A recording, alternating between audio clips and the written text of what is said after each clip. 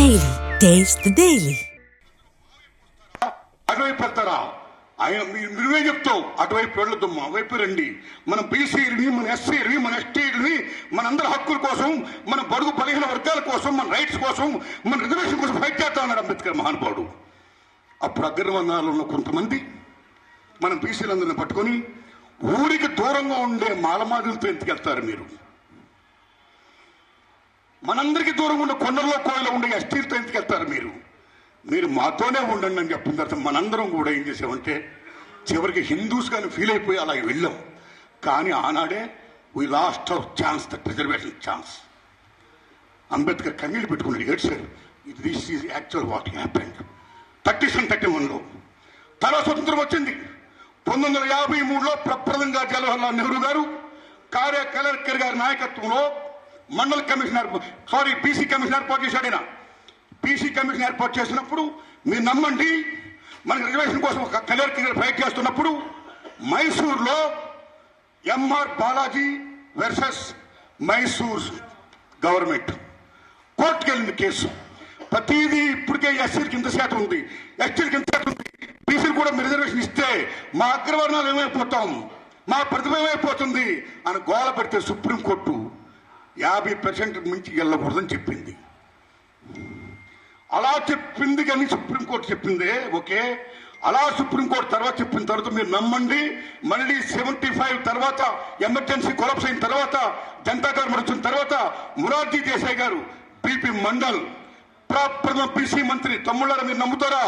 స్వతంత్రం వచ్చిన తర్వాత 14 రాష్ట్రాల్లో ముఖ్యమంత్రులు బ్రాహ్మిన్స్. సత్యం ఇది. స్వతంత్రం వచ్చిన తర్వాత ఇండియాలో 14 మంది ముఖ్యమంత్రులు బ్రాహ్మిన్సే. ఆనాడు గేమ్ చేంజ్ ఎవరంటే మన బీసీ మహోన్నత నాయకుడు పిపి మండల్. తను పిపి మండల్ ఏ మహాత్మా జ్యోతిరావు పూలే విగ్రహం ఇలా పెట్టుకుని పూజిస్తున్నామో అలా బీపీ మండల్ గారి విగ్రహం కూడా ఈ పక్కన పెట్టి పూజించాలి. అంత గొప్పవాడు బీపీ మండల్. నా హంబుల్ రిక్వెస్ట్, బీపీ మండల్ అంత స్థానం, బీసీ హక్కుల కోసం అమోఘంగా పెట్టిన మహనీయుడు బీపీ మండల్ కమిషన్ ఏర్పాటు చేశారు మొరార్జీ దేశాయ్ గారి నాయకత్వంలో. జనతా గవర్నమెంట్ పోయింది. మండల్ కమిషన్ అప్పుడు ఎంత సిఫార్సు చేసినా సరే ఆ ఇంప్లిమెంట్ కాదా. ఆ రోజుల్లో మనం చెప్పుకోవాల్సిన గొప్ప వ్యక్తి ఎవరంటే కొండా లక్ష్మణ్ బాపూజీ. ఏదన్నా అయ్యయ్యా పెద్దలు ఆయన ఓ బిఆర్ఎస్ పార్టీ నాయకుడా, ఏ పార్టీ నాయకుడు పక్కనెట్టండి, మాననీయ ఉన్న మహోన్నత నాయకుడు, మన బీసీ నాయకుడు శ్రీ మధుసూదనాచారి గారిని వేం చేయమని కోరుతున్నాం. సో మై డియర్ ఫ్రెండ్స్, రండి సార్.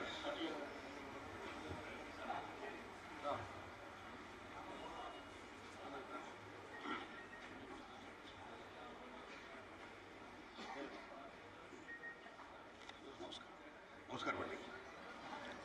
అప్పుడు విపి సింగ్ గారి గవర్నమెంట్ వచ్చింది. కొండా లక్ష్మణ్ బాపూజీ గారు మీరు నమ్మండి అమోఘమైన కాంట్రిబ్యూట్ చేశాడు. తెలంగాణలో మారుమూల పల్లెలన్నీ తిరిగి ఎక్కడ ఏ కులం ఉందో, ఏ బీసీ కులం ఉందో, వాళ్ళ అర్హతలేంటో సమస్తం కూడా చెప్పి ఇంతమంది బీసీలు ఉన్నామని తెలంగాణలో మాకు న్యాయం చెప్పండి, వీళ్ళందరినీ కూడా ఈ కులాలన్నింటిని కూడా మీరు బీసీలో చేర్చండి అని మండల కమిషన్ ఏర్పాటు చేసిన మహానుభావుడు Konda Laxman Bapuji. That is the credit of Konda Laxman Bapuji. ఇక్కడ కొండా లక్ష్మణ్ బాపూజీ గారు, అక్కడ గౌతు లచ్చన్న గారు అమోఘమైన కాంట్రిబ్యూట్ చేశారు. సో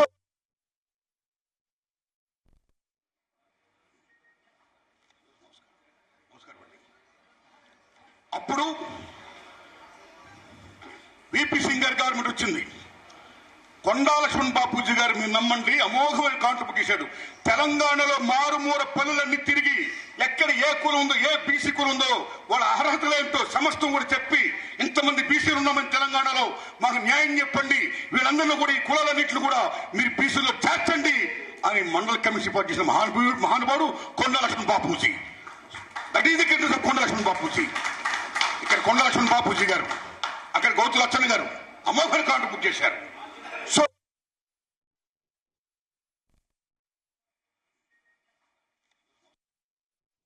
అటువైపు వెళ్తారా? ఆయన మీరువే చెప్తావు అటువైపు వెళ్ళొద్దమ్మా, వైపు రండి. మన బీసీలని, మన ఎస్సీలని, మన ఎస్టీలని, మనందరి హక్కుల కోసం, మన బడుగు బలహీన వర్గాల రైట్స్ కోసం, మన రిజర్వేషన్ కోసం ఫైట్ చేస్తా అన్నాడు అంబేద్కర్ మహానుభావుడు. అప్పుడు అగ్రవర్ణాలు ఉన్న కొంతమంది మనం బీసీలందరినీ పట్టుకొని ఊరికి దూరంగా ఉండే మాలమాదులతో ఎందుకెళ్తారు మీరు? మనందరికీ దూరంగా ఉండే కొండల్లో కోయలో ఉండే ఎస్టీలతో ఎందుకెళ్తారు మీరు?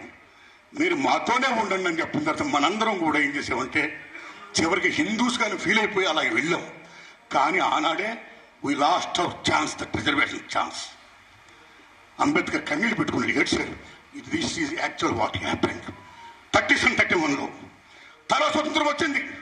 1953లో ప్రప్రదంగా జవహర్లాల్ నెహ్రూ గారు కలెక్టర్ గారి నాయకత్వంలో మండల కమిషనర్ బీసీ కమిషన్ ఏర్పాటు చేశాడు. ఆయన బీసీ కమిషన్ ఏర్పాటు చేసినప్పుడు మీరు నమ్మండి, మన రిజర్వేషన్ కోసం ఒక కలెక్టర్ గారు ఫైట్ చేస్తున్నప్పుడు మైసూర్లో MR Balaji versus Mysore government కోర్టుకు వెళ్ళింది కేసు. నోచుకోలేదు. రెండు పార్టీలు కూడా ఫాల్స్ గ్యారంటీస్ ఇవ్వడం, ఫాల్స్ ప్రామిసెస్ చేయడము, ఫెయిల్యూడ్ గ్యారంటీస్ ఇవి, ఫ్రాడ్ గ్యారంటీస్ ఇవి. అందుకే ఈరోజు ఈ యొక్క హైదరాబాద్ నగరంలో జరుగుతున్నటువంటి ఎన్నికల్లో హైదరాబాద్ అంటే హైటెక్ సిటీ కాదు. హైటెక్ సిటీ కాకుండా అనేక బస్తీలు ఉన్నాయి, అనేక ఏరియాలు ఉన్నాయి. రోడ్లు వేసి, రోడ్ల మీద రంగులు వేసి హైటెక్ సిటీలో ఇది హైదరాబాదు ఇంటర్నేషనల్ సిటీ అంటే హైదరాబాద్ ప్రజలకు మేలు జరగదు. అనేక ప్రాంతాలు, ఇతర ప్రాంతాలు ఉన్నాయి. హైదరాబాద్ సరౌండింగ్ అనేకమైనటువంటి కొత్త కాలనీలు వెలిశాయి. హైదరాబాద్ లో అనేక రకాల బస్తీలు, కాలనీలు, కనీసము సంవత్సరం పైగా వీధి లైట్లు వెలగనటువంటి వేలాది బస్తీలు హైదరాబాద్ లో ఉన్నాయి. లక్షలాది లైట్లు హైదరాబాద్ లో వెలగడం లేదు. మీరు భారతీయ జనతా పార్టీని విమర్శించడం కానీ దృష్టి పెట్టేటువంటి కంటే ముందు కనీసము రేవంత్ రెడ్డి గారు వీధి లైట్లైనా వెలిగించి ఓట్లడుగు. రోడ్ల మీద ఉన్నటువంటి డ్రైనేజ్ ఎయిర్లై పారుతా ఉంది, డ్రైనేజీనైనా ఆపి ఓట్లడుగు. గుంతలు పడ్డటువంటి రోడ్లు నడవలేక దుర్భర పరిస్థితుల్లో నరకం అనుభవిస్తున్నారు ప్రజలు. ఆ రోడ్లన్నా మరమ్మతులు చేయించు.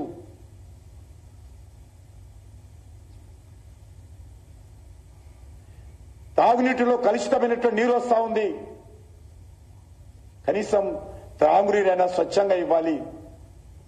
గతంలో కేసీఆర్ ఏమీ చేయలేదు జూబ్లీహిల్స్ కు. మీ 2 సంవత్సరాలుగా మీరు ఏమీ చేయలేదు. మీ 2 పార్టీలు ఒకటే. ఈరోజు మళ్ళీ ఒకటి మాట్లాడతాడు, బీఆర్ఎస్ బీజేపీ ఒకటని. ఏ రకంగా ఒకటో ఇప్పటికే 100 సార్లు చెప్పాం. మీరు ఒకటి, బీఆర్ఎస్ కాంగ్రెస్ ఒకటి. అనేక ఆధారాలున్నాయి.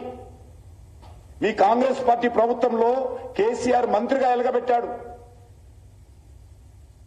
మీ కాంగ్రెస్ పార్టీ ప్రభుత్వంలో కేసీఆర్ అల్లుడైనటువంటి హరీష్ రావు మంత్రిగా ఎలగబెట్టాడు. అక్కడ మీ పార్టీ, ఇక్కడ మీ పార్టీ కలిసి పనిచేశారు ఇద్దరు కూడా. మేము ఎప్పుడు కూడా ఎవరితో కలవలేదు, భవిష్యత్తులో కలవం కూడా. మీ 2 పార్టీలు కూడా కుటుంబ పార్టీలు, మీ 2 పార్టీలు కూడా కరప్ట్ పార్టీలు. అసలు మీకే ఈరోజు ఢిల్లీ లెవెల్లో కాంగ్రెస్ కు బీఆర్ఎస్ కు ఒప్పందం కుదిరింది. అందుకే ఈ రోజు వరకు ఏ ఒక్క కేసు మీద పురోగతి లేదు.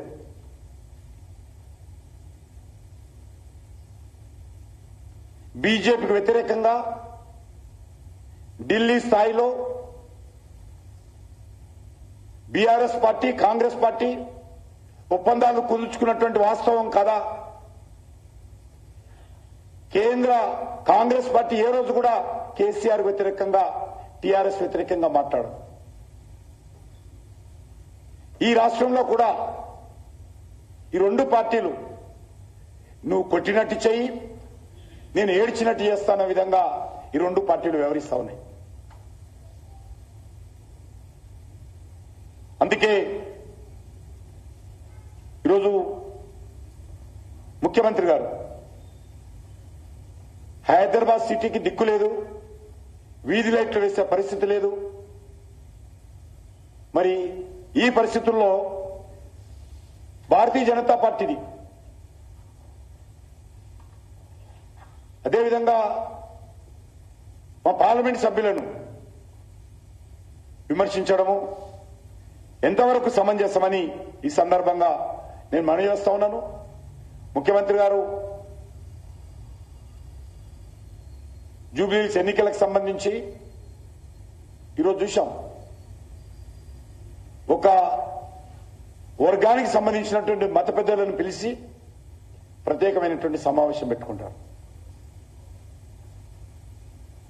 ఒక వర్గానికి సంబంధించి కబ్రస్థాన్లకు స్థలం ఇస్తాడు. ఒక వర్గానికి సంబంధించి మజ్లిస్ పార్టీ సమర్థత తీసుకుంటాడు. ఒక వర్గానికి సంబంధించి వ్యక్తికి ఆధారబాధారగా మంత్రి పదవి ఇస్తాడు. అంటే మిగతా వర్గాల ఓట్లు అవసరం లేదా కాంగ్రెస్ పార్టీకి, బీఆర్ఎస్ పార్టీకి? ఖచ్చితంగా ఈ ఎన్నికల్లో కాంగ్రెస్ పార్టీకి బుద్ధి చెప్తారు. ఆయన ప్రత్యేకంగా నా మీద మాట్లాడుతూ కిషన్ రెడ్డి మెట్రో అడ్డుకుంటున్నాడు అన్నాడు. ఎందుకు అట్లా పచ్చి అబద్ధాలు మాట్లాడుతున్నావు ముఖ్యమంత్రి గారు?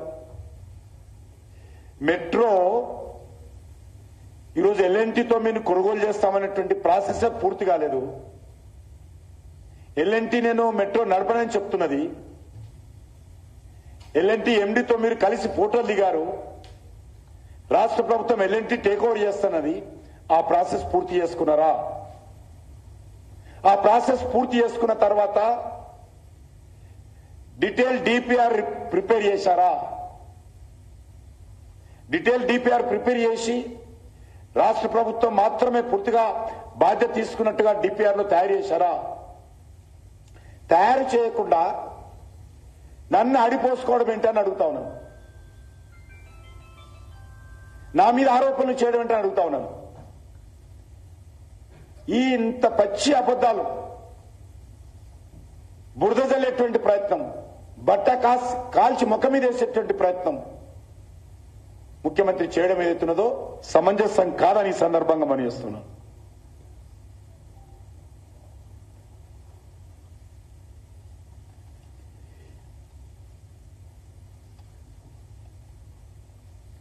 ఈరోజు భారతీయ జనతా పార్టీ తరఫున సుమారు 50 మహాపాదయాత్రలు నిర్వహిస్తా ఉన్నాం.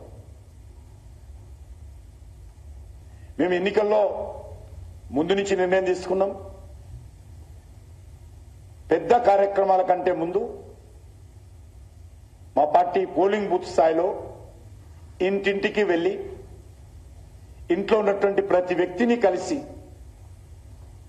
కాంగ్రెస్ ఏ రకంగా 2 సంవత్సరాల్లో ఫెయిల్యూర్ అయిందో, బీఆర్ఎస్ పార్టీ గత 11 సంవత్సరాలుగా ఇక్కడి నుంచి గెలిచి కూడా ఏ రకంగా అక్కడ కనీస సౌకర్యాలు కల్పించడంలో బీఆర్ఎస్ ప్రభుత్వం వైఫల్యం చెందిందో, ఏ రకంగా మోడీ గారి నాయకత్వంలో దేశం ముందుకెళ్తుందో, ఏ రకంగా తెలంగాణలో రానున్న రోజుల్లో డబుల్ ఇంజిన్ సర్కార్ ద్వారానే తెలంగాణకు రక్షణ ఉంటుందో, తెలంగాణ సమస్యల నుంచి గట్టెక్కుతుందో, తెలంగాణ ఆర్థిక సంక్షోభం నుంచి బయటపడుతుందో, ఈ విషయాలను మేము ఇంటింటికి వెళ్లి ప్రజలకు చెప్పేటువంటి ప్రయత్నం చేస్తా ఉన్నాం.